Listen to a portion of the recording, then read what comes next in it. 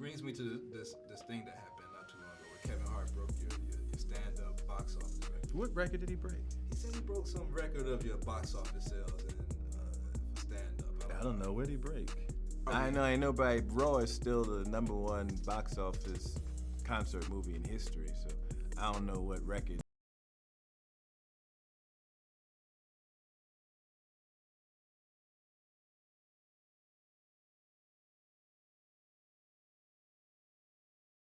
No more. I don't do it no more. I'm not falling for the trap. I'm sick of you. I'm sick of you. I'm not doing it no more. I'm not doing it. Every time.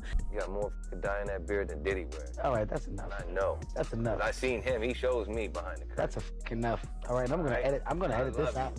But still, Put a note on it. You can edit that. You're a sucker. The reason I don't do ain't Big Tigger. I get my blood tested every 3 months for the last 15 years. All narcotic tests have come up 0.00%.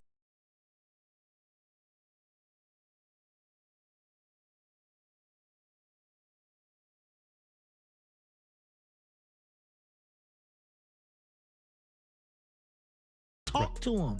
Eddie, what the f are you doing? Get on stage. I don't know. I don't know, man. Maybe.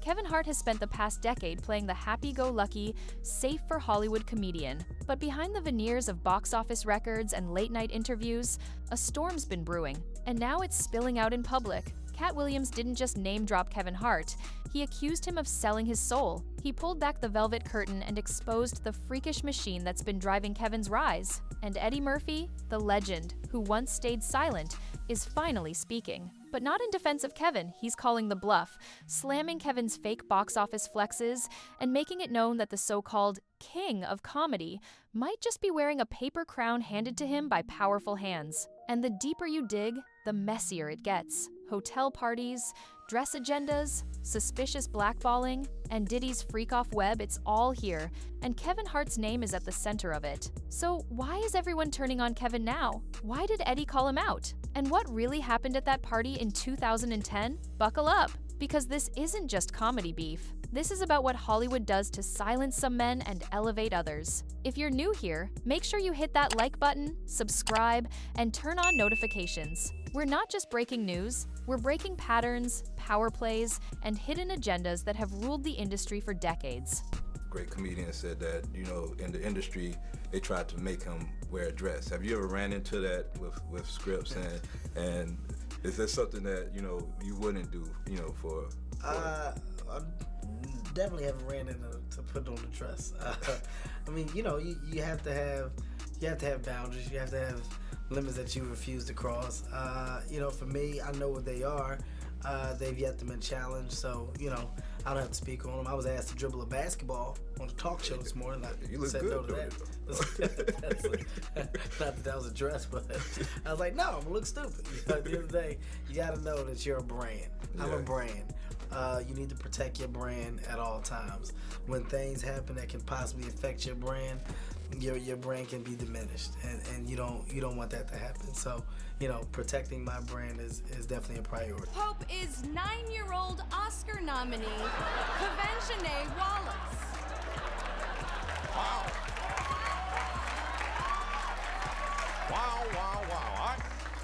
I don't think anyone saw this one coming. It all started with one claim, that Kevin Hart broke Eddie Murphy's legendary stand-up box office record. Kevin made the announcement like it was fact that his numbers had eclipsed those of Eddie's iconic concert movie Raw, which still stands as the highest-grossing stand-up film of all time. But when Eddie was asked directly about this, his response was surgical. "What record did he break?" he asked. Not sarcastic, not angry, just cold clarity. He reminded the world that Raw still sits untouched decades later. And with that, Eddie exposed Kevin's little PR game for what it was: an illusion, a distraction, a need to rewrite the scoreboard so Kevin could finally be crowned as comedy's GOAT. But here's the catch. Eddie's been off stage for 27 years, and Kevin is still trying to beat him. That alone tells you who really runs the numbers. But why lie about it in the first place? Why does Kevin need to erase Eddie to rise? The answer might lie in something far more sinister than just ego. Katt Williams has been screaming into the void for years,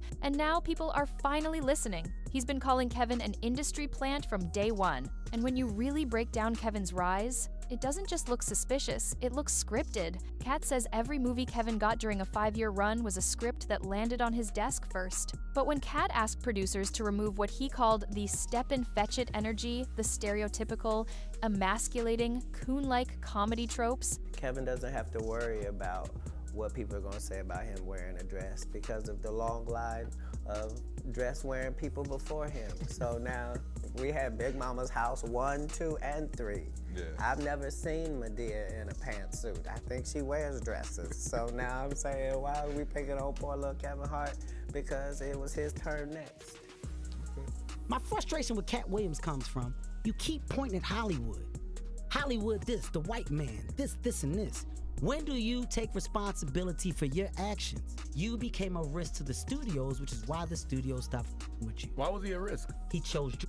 Oh. the roles vanished. Kevin, however, said yes to all of it. No notes, no edits, just compliance. And that's what got him ahead. Katt didn't sell out and paid the price. Kevin allegedly did and got rewarded. But it wasn't just about the scripts. Katt also claims that after refusing to do a graphic rape scene in Friday After Next, he was quietly blackballed. The studios pulled back. His film deals evaporated. And the roles? Handed directly to Kevin, because Kevin was willing to play the game. But the game, according to Katt, comes with a cost. And it starts with that one question. Are you willing to be funny, or are you willing to be controlled? One of the most infamous rites of passage in Hollywood comedy is the dress. Not the suit, not the red carpet outfit, the woman's dress. Katt Williams, Eddie Murphy, Jamie Foxx, Tyler Perry, Martin Lawrence, almost every black comedian has worn one. And for years, no one questioned it, until Dave Chappelle did. In a legendary Oprah interview, Dave broke it down. He said he walked into a trailer once, and there was a dress waiting for him.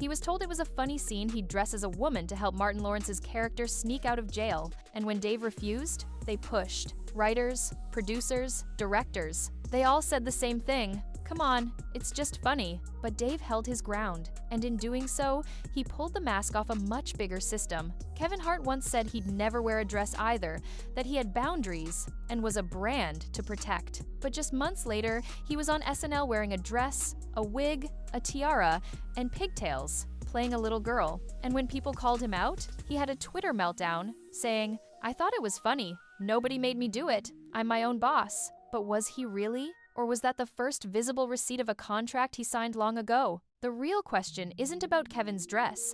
It's about how quickly he broke his own boundary, how fast he flipped once the lights were on, and how every move since then, the Citibank commercials, the family-friendly films, the relatable dad persona, all fed into a carefully manufactured image, one that made him safe, sellable, sanitized. Meanwhile, Katt was out here getting arrested,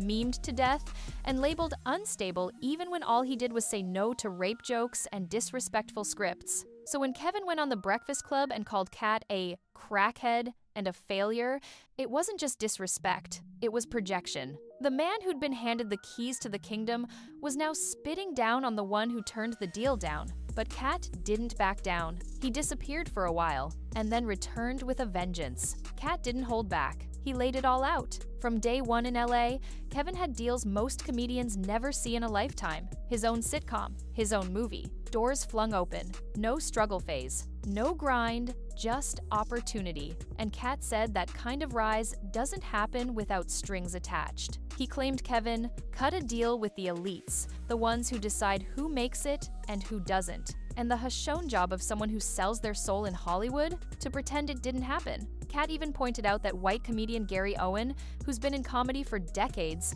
couldn't even cross over. But Kevin greenlit immediately. But that's not the darkest part. The darkest part came when Katt talked about why he got blackballed and what they were trying to make him do. In Friday After Next, Katt was supposed to do a scene where his character gets assaulted in a bathroom. He said the studio thought it was hilarious. He didn't. He called it out, said it wasn't comedy. Brother right here from day one, we used to wake up and, damn, pause, but like, check this out. Back in the days when he was like 10 and I was a little bit older, his older brother, we used to fight over the frosted flakes. You know what I'm saying? Before pause was invented. You know, doing what I do best. Oh! Did the camera catch that? Cut the camera! It was violation. He begged the producers to remove it, promised the film would be twice as funny without it, and they eventually agreed. But after that, he was quietly removed from upcoming films. And Kevin got all the roles. No pushback, no edits. And to Katt, that wasn't coincidence. That was punishment. He said they tried to make him look crazy, just like they did to Dave Chappelle. Because once you start talking about the system turns on you. Then there's the Diddy connection. In 2010, Kevin hosted a private party for Diddy in a New York hotel, the same city and setting where Cassie's lawsuit said the freak-offs happened. One viral video shows Kevin laughing as a woman catches on fire next to him, and he does nothing, just sits there as she screams. Another clip from the same night has Diddy making a weird comment about sharing a bed with Usher when Usher was only 14, and then trying to walk it back. But the damage was done. People started asking hard questions, especially after Usher confirmed he lived with Diddy at Flavor Camp, a place he described as wild, filled with women, and full of things a 13-year-old shouldn't see. He even said he'd never send his own kids there. And when paparazzi asked Kevin if he saw baby oil at the party, he didn't say no. He just said, "Wrong question." When someone says they didn't see something, they usually just say no. Kevin didn't, and people noticed. Kevin's discomfort around Diddy has become its own subplot. Every time someone brings Diddy up, Kevin shuts down. He'll laugh one moment, then go dead silent. Interviews, press runs, red carpets the second Diddy's name gets dropped, Kevin clams up or walks away. One interview with Mark Wahlberg even shows Kevin cutting Mark off mid-sentence when he mentions Diddy. Not just once, multiple times. And that makes people ask, what exactly is Kevin trying to hide? Even Eddie Murphy seems to know Kevin isn't untouchable. Word on the street is, Eddie and Katt have been in contact. And Eddie allegedly told Katt to stop fighting Kevin publicly, not because Katt was wrong, but because Kevin is protected. That this is a war Katt can't win. That the same system that buried him before would do it again.